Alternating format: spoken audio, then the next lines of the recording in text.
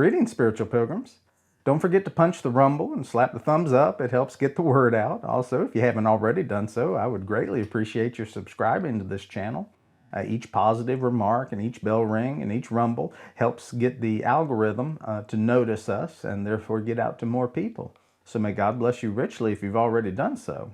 Also, if you know of anyone who might benefit from today's teaching, please share it with them. I'm hoping that this can be instructive time for people who haven't encountered the dragon, but also a time of rejoicing for those of us that have encountered the dragon.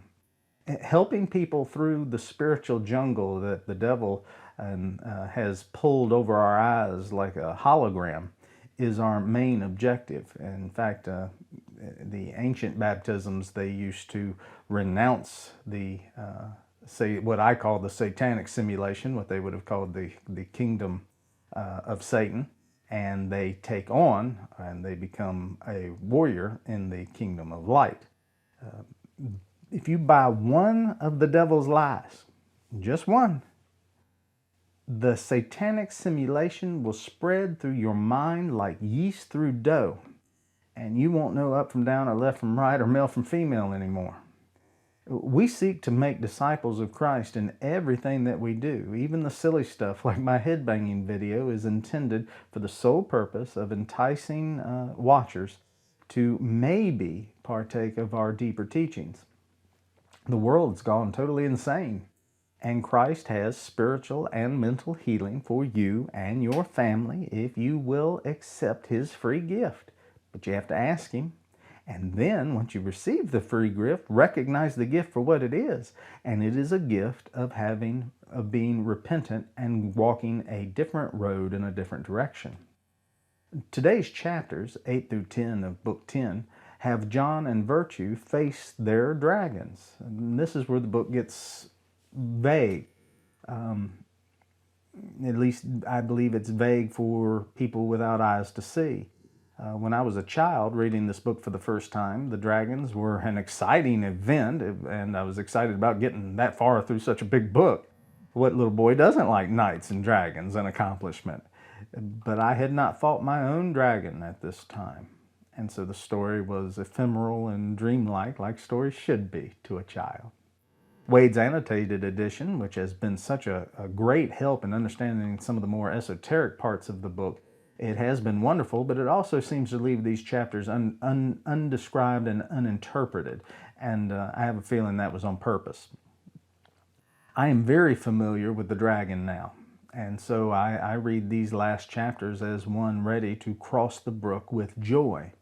Here, in the encounters with the dragons of fire and the dragon of fire and the dragon of ice, we find the picture of sanctification, the final crisis in the Christian life prior to crossing the brook, the final crisis in the Christian life that prepares us for the crisis of the final brook. If one has died prior to the crossing of the brook, then the brook doesn't scare you anymore. One knows that Christ Himself has robbed it of its sting and robbed it of its victory and hung it and sin on the cross to make a mockery of them in front of the whole world. Its sting, the pain and horror of the brook, has been ameliorated and removed by the death of the old man through Christ and His cross and the birth of the Spirit, which has been graciously provided by the great dragon slayer, the Leviathan tamer, and the grave robber himself for our benefit. The victory of death has also been slain by the King, for death is a doorway, not a destination. Death looks victorious on this side of the veil, but will become the illusion that it is on the other side of the veil. Or you can have that illusion dispelled for you now by looking through the lens of Christ's blood. Jesus walked through both ways just to display His victory to us and to wave His victory standard. Remember when Jesus was answering questions about divorce and somehow or another it turned into a discussion about the living versus the dead? The people who hated him and tried to trick him and get him to stumble every step he took asked him what would happen to marriage after we die. He looked at them like ignorant children and said, God's a God of the living, not a God of the dead. You're very mistaken. Aren't you glad you're mistaken on death? We don't know the details of Virtue's fight, but John's fight is the most telling. He comes into the presence of the ice dragon, and he listens to the words that the dragon sings and seems to understand the song intimately and to find some form of agreement with the song, but also he finds his spirit rising in hostility with all of it. It is as though his very own heart, with the knowledge of Mother Kirk and the now new experience of crossing the Great Divide and coming back through the land that he traveled through once and seeing it with spiritual eyes and seeing it without the pride of life, is speaking old nonsense. Or the dragon is speaking old nonsense, but being heard with new ears, or eyes to see and ears to hear. The dragon makes sense, but sense to a dark intellect, not to an enlightened one.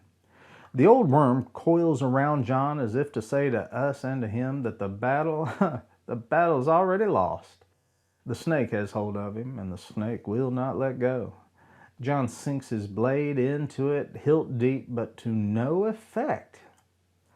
The dragon seems to enjoy the fight. The worm has become arrogant in its past victories, so its song implies. Even victory over its own wife, whom the worm eats to become dragon. That's very interesting. Think about that. Don't want to go into it here, but dwell on that. Here is my hypothesis. The dragon is John, and John is the dragon.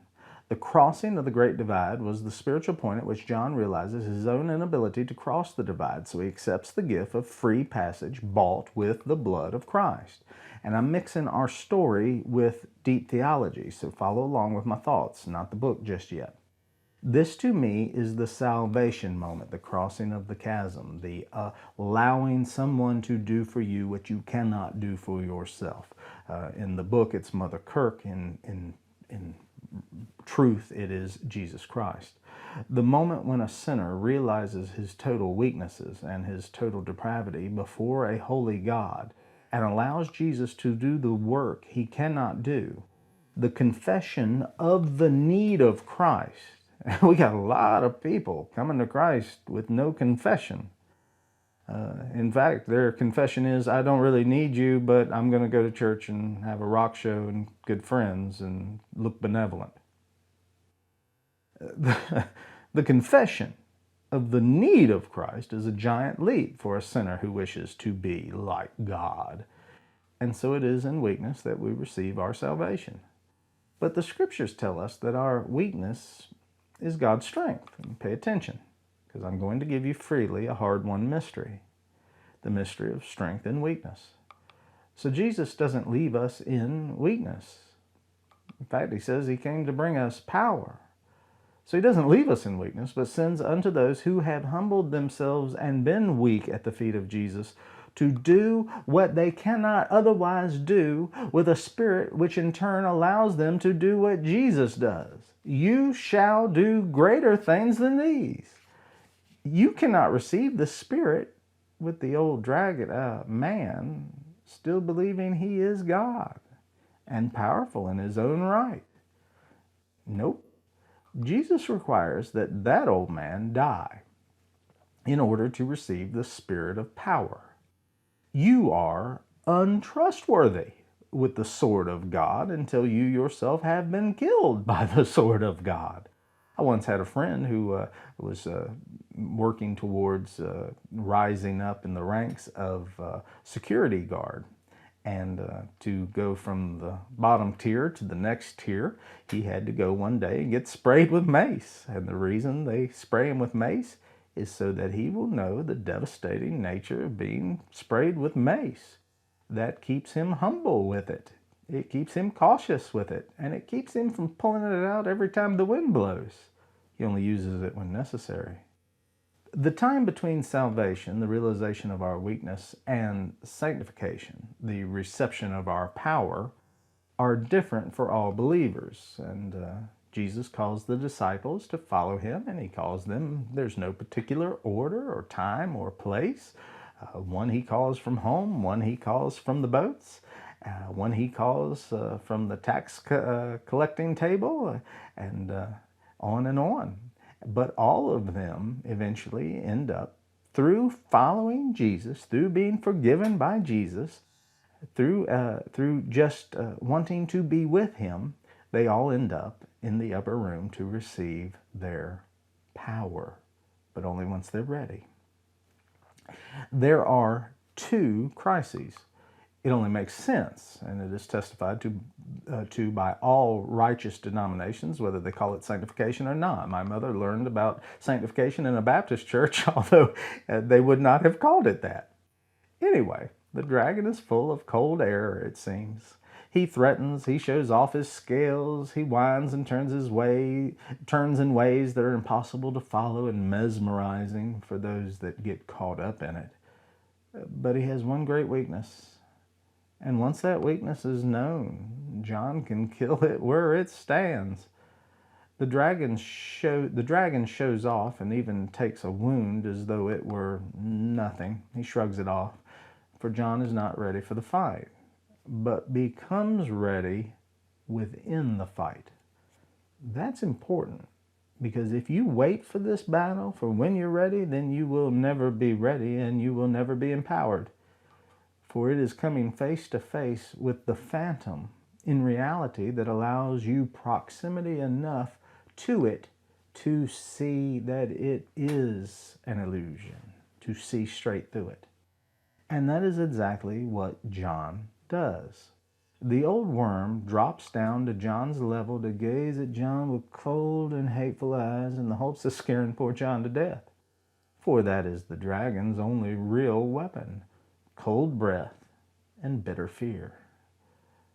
But John, living now in the uncomfortable knowledge that he is dependent on the landlord for even his salvation, still in some way struggles between the temptations of lust and ignorance. He now loses that fear of death. He loses the fear of death itself and slays the dragon within so that he might slay the dragon without. The moment that he realizes that the worst thing that can happen to him is death, and that death has been defeated for him and made a mockery, his heart rate slows down. His mind returns to him. His fear turns to mission. His limp hands turn to steel. His buckling knees find their purchase. And he raises his sword with a firm arm for the first time in his life and thrusts the blade deep into the old self, willingly this time, and with the landlord's promises, and becomes not just ready to cross the brook, but also ready to live as alien and stranger in hostile territory, bravely and righteously for the first time. No longer is he swayed to and fro like a man on a stormy sea, but rather stalwart and true like a man who stands on firm ground and will no longer allow anyone to shake him off of it. I would like to say that we needed more dragon slayers over the last 4 years, but I have a feeling that God has prepared just enough. Time to remember how God fights war. He does not increase the number of troops, but rather he divides down to the Rainbow Six, the Navy SEALs, and if I might abuse Call of Duty a bit, the Holy Ghost Battalion of the Kingdom. If numbers meant victory, then we are doomed, for liars love the darkness, and the darkness is full. But darkness runs from the light. We've proved that over the last 3 or 4 years, and we're going to keep on proving it. It doesn't just run, it is pushed back and away by the light for those that will step into the wild country of God. If you have allowed Christ to carry you over the uncrossable chasm, and I hope that you have, good on you. What you need now is a good old-fashioned dragon slaying. This one is different than your encounter at the cross. This one is a testing ground. The guide tells him, you go alone. This one, you will fight alone. You will hear the voice of God, but you will fight it alone. And you will fight it in the assurance that if you are brave enough to confront the dragon in his own territory, then in your moment of deepest need, your weakness found in the cross will be turned into the very strength and power of the resurrection itself. Death doesn't stop you. Losing friends along the way doesn't stop you. Family calling you crazy doesn't stop you. The zeitgeist doesn't stop you. Luxuria doesn't stop you. You are a slayer of dragons who was trained by the slayer of dragons. And those who still cower before their own dragons and have not confessed their weakness to Christ, they will grit their teeth at you and hate you for the name of Christ. Every brave action you take is just a reminder to them of their own failure to trust in the gospel that has been handed down to us, not reinterpreted. Freedom. You can always tell a dragon slayer by their eyes and their words. They seem to find the most mysterious joy in singing the dirge of their own demise. It is happiness and sadness mixed in the perfect proportions to create the most sought-after elixir in all the world.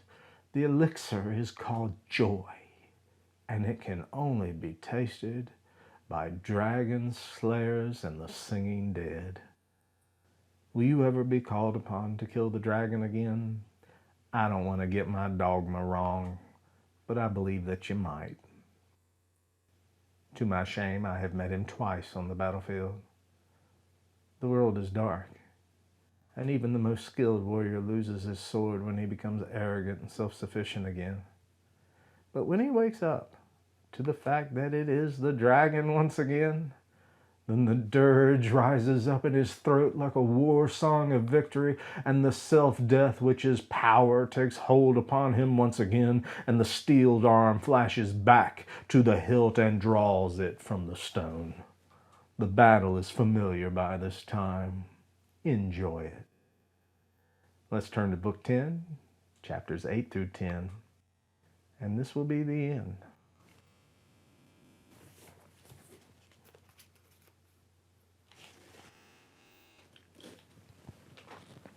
Chapter 8, The Northern Dragon. Now, said the guide, our time is come. They looked at him inquiringly. We are come, said he, to that point of the road which lies midway between the two land bridges that I spoke of. The cold dragon is here on our left, and the hot dragon on our right. Now is the time to show what you are made of. Wolf is waiting in the woods southward, in the rocks northward, raven wheeling in hope of carrion. Behooves you both. Be on guard quickly. God defend you. Well, said Virtue, and he drew his sword and slung his shield round from his back. Then he held out his hand first to the guide and then to John. So long, he said. Go where it is least green, said the guide, for there the ground is firmest. And good luck. Virtue left the road and began to pick his way cautiously southward, feeling out the fen paths. The guide turned to John. Have you any practice with a sword? He said. None, sir, answered John. None is better than a smattering. You must trust to mother wit. Aim at his belly, an upward jab. I shouldn't try cutting if I were you. You don't know enough. I will do the best I can, said John. And then after a pause, there's only one dragon, I suppose. I don't need to guard my back. Of course, there's only one, for he has eaten all the others. Otherwise, he would not be a dragon. You know the maxim, serpens nisi serpentum cum deret. Then I saw John also settle his gear and step off the road to the left. The ascent began at once, and before he was 10 yards from the road, he was 6 feet above it. But the formation of the rocks was such that it was like mounting a huge stair, and was tiring rather than difficult. When he first stopped to wipe the sweat out of his eyes, the mist was already so dense that he could hardly see the road beneath him. Ahead, the gray darkness shaded quickly into black. Then suddenly, John heard a dry rattling sound in front of him and a little above. He got a better grip on his sword and took one pace toward it, listening intently. Then came the sound again, and after that he heard a croaking voice as of a gigantic frog. The dragon was singing to himself. Once the worm-laid egg broke in the wood, I came forth shining into the trembling wood. The sun was on my scales, dew upon the grasses, the cool sweet grasses and the budding leaves. I wooed my speckled mate, we played at drury, and sucked warm milk dropping from the goat's teats. Now I will keep watch on the gold in my rock cave in a country of stones. Old deplorable dragon watching my hoard. In winter night the gold freezes through toughest scales my cold belly. The jagged crowns and twisted cruel rings, knobbly and icy, are old dragon's bed. Often I wish I hadn't eaten my wife, though worm grows not to dragon till he eat worm. She could have helped me watch and watch about, guarding the hoard. Gold would have been the safer. I could uncoil my weariness at times and take a little sleep sometime when she was watching. Last night under the moonset a fox barked, woke me. Then I knew I had been sleeping. Often an owl flying over the country of stones startles me, and I think I must have slept. Only a moment. That very moment a man might have come out of the cities, stealing to get my gold. They make plots in the towns to steal my gold. They whisper of me in low voice, laying plans, merciless men.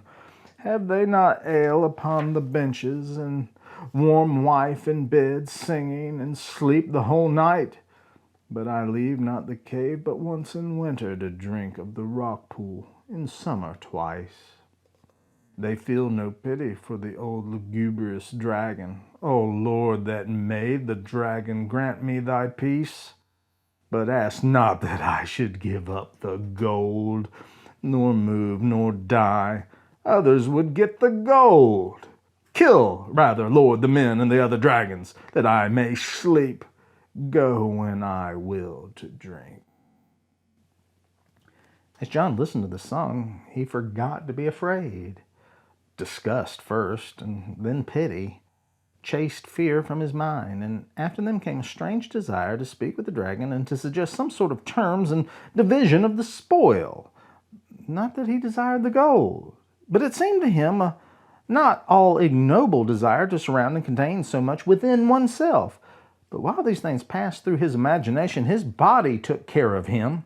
Keeping his grip steady on the sword hilt, his eyes strained into the darkness and his feet ready to spring, so that he was not taken by surprise when he saw that in the rolling of the mist above him something else was rolling, and rolling round him to enclose him. But still he did not move.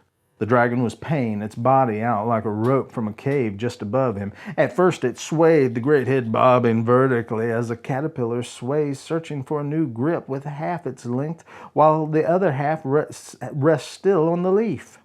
Then the head dived and went behind him. He kept turning round to watch it, and it led the volume of the dragon's body round in a circle and finally went back into the cave, leaving a loop of dragon all round the man. Still John waited till the loop began to tighten, about on a level with his chest. Then he ducked and came up again with a jab of his sword into the underside of the brute. It went into the hilt, but there was no blood. At once the head came twisting back out of the cave, eyes full of cruelty, cold cruelty without a spark of rage in it, stared into the face. The mouth was wide open. It was not red within, but gray like lead, and the breath of the creature was freezing cold. As soon as it touched John's face, something was changed. A corselet of ice seemed to be closed about him, seemed to shut in his heart so that it could never again flutter with panic or with greed. His strength was multiplied. His arms seemed to him iron. He found he was laughing and making thrust after thrust into the brute's throat. He found that the struggle was already over, perhaps hours ago. He was standing unwearied in a lonely place among rocks with a dead reptile at his feet. He remembered that he had killed it, and the time before he had killed it seemed very long ago. Chapter 9. The Southern Dragon. John came leaping down the rocks into the road, whistling a tune. The guide came to greet him, but before they had spoken a word, they both turned round in wonder at a great cry from the south. The sun had come out so that the whole marsh glittered like dirty copper, and at first they thought that it was the sun upon his arms that made Virtue flash like flame as he came leaping, running, and dancing towards them. But as he drew nearer, they saw that he was veritably on fire. Smoke came from him, and where his feet slipped into the bog holes, there was little puffs of steam. Hurtless flames ran up and down his sword and licked over his hand. His breast heaved, and he reeled like a drunk man. They made toward him, but he cried out, "I have come back with victory got, but stand away, touch me not. Even with your clothes I burn red hot." The worm was bitter. When she saw my shield glitter beside the shawl, she spat flame from her golden jaw. When on my sword her vomit split, the blade took fire. On the hilt barrel cracked and bubbled gilt. When the sword and sword arm were all flame, with the very heat that came out of the brute, I flogged her tame. In her own spew the worm died. I rolled her round and tore her wide, and plucked the heart from her boiling side. When my teeth were in the heart, I felt a pulse within me start, as though my breast would break apart. It shook the hills and made them reel, and spun the woods round like a wheel. The grass singed where I set my heel. Behemoth is my serving man before the conquered host of Pan, riding tamed Leviathan. Loud I sing, for well I can, Resvergam and Iopan, Iopan. Now I know the stake I played for. Now I know what a worm's made for. Book 10. The Brook. My dream was full of light and noise. I thought they went on their way singing and laughing like schoolboys. Virtue lost all his dignity, and John was never tired. And for 10 miles or so they picked up an old fiddler who was going that way, who played them such jigs, and they danced more than they walked. And Virtue invented doggerels to his tunes to mock the old pagan virtues in which he had been bred. But in the midst of all this gaiety, suddenly John stood still, and his eyes filled with tears. They'd come to a little cottage beside a river, which was empty and ruinous. Then they all asked John what ailed him.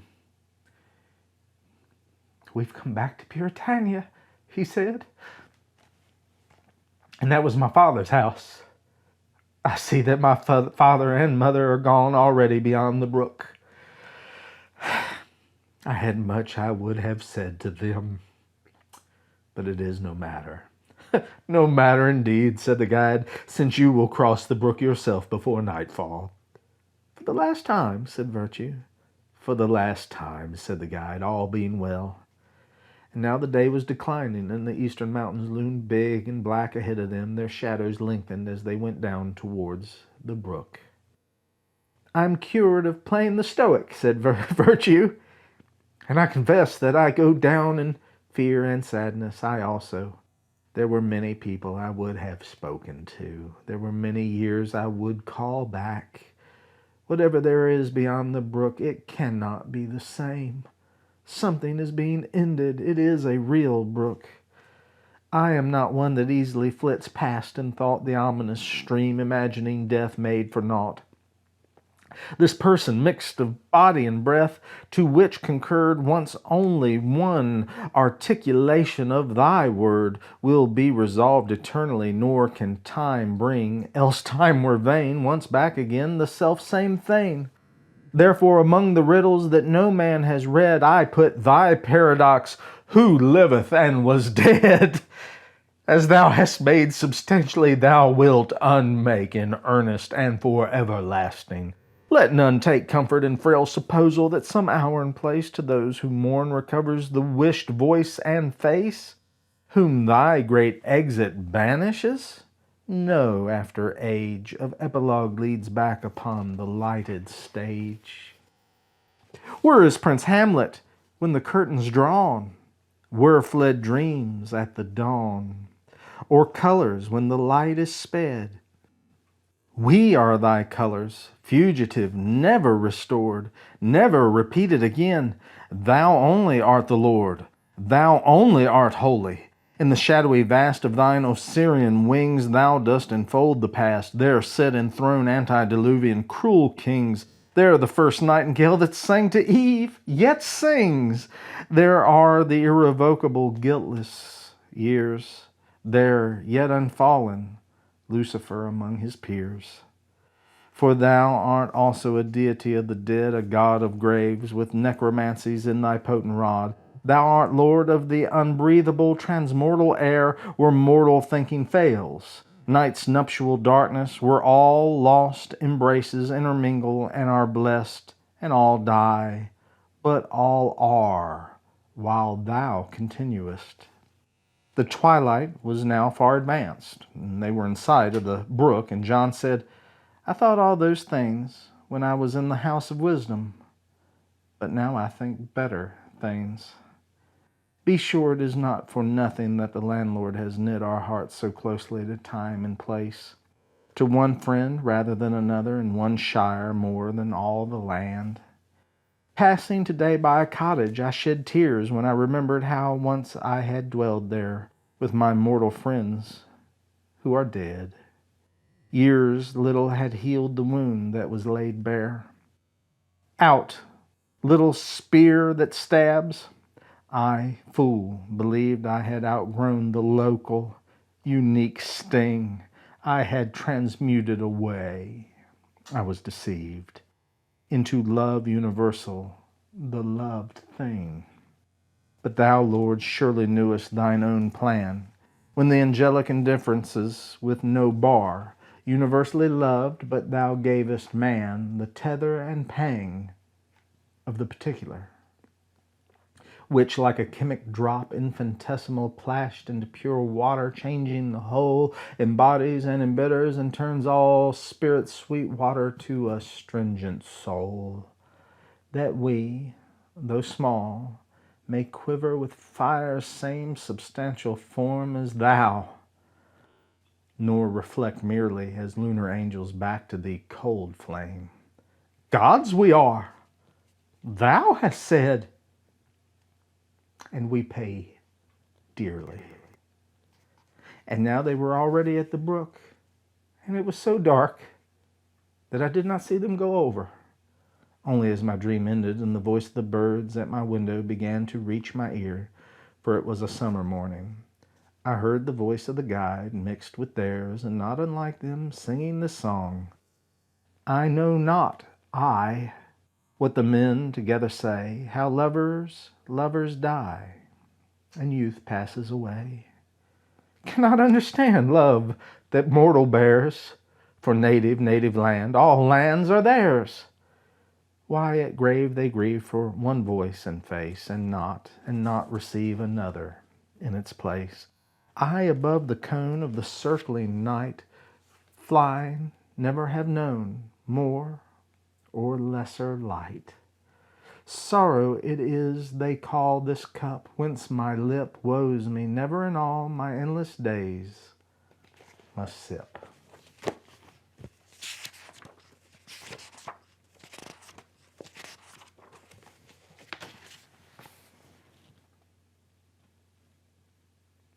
Christ is King.